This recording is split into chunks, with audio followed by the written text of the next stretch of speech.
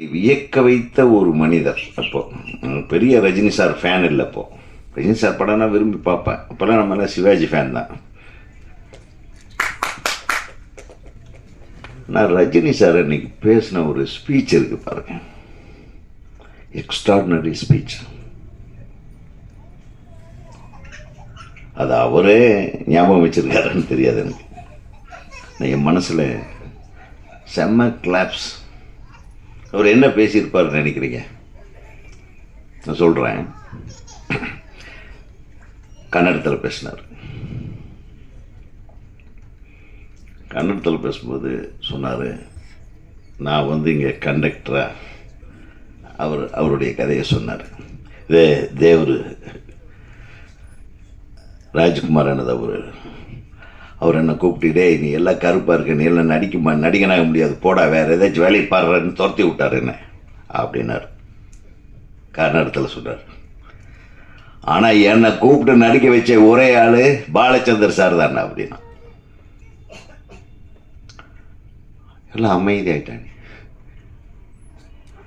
ஒரு விஷயத்தை மட்டும் சொல்கிறேன். லாங்குவேஜ்ங்கிறது நம்ம நினைக்கிறத அடுத்தவங்களுக்கு கம்யூனிகேட் பண்ணுற ஒரு கம்யூனிகேஷன் இன்ஸ்ட்ருமெண்ட்னார். நான் என்ன நினைக்கிறேன்றது உங்கள்கிட்ட சொல்கிறதுக்காக பயன்படுத்தக்கூடிய ஒரு டூல், அதுதான் மொழி. அதை தெய்வமாக நினச்சி கொண்டாடாதீங்கன்னார். மொழி என்பது ஒரு கம்யூனிகேஷன் மீடியா. அது எந்த மொழியாக வேணாலும் இருக்கலாம். நான் சொல்கிறத நீ புரிஞ்சுக்கிட்டீங்கன்னா அது ஒரு மொழி. அது தமிழில் சொல்லி தமிழில் புரிஞ்சுக்கலாம், கன்னடத்தில் சொல்லி கன்னடத்தில். இதை ஒரு தெய்வமாக கொண்டாடி அதை ஒரு அபின் மாதிரி சாப்பிட்டு மொழி வெறி இது பண்ணணும்னு அவசியமே இல்லை அப்படின்னு பேசினார்.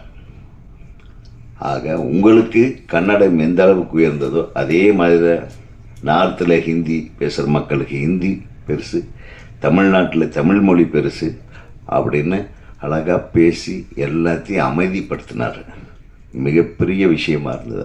இது எதுக்கு சொல்ல வரேன்னா, மொழியை ரொம்ப டீப்பாக எடுத்துக்கிட்டு நம்ம சண்டை போட்டுக்க வேண்டியதில்லை. மொழியையும் மீறின ஒரு உணர்வு தான் கலை.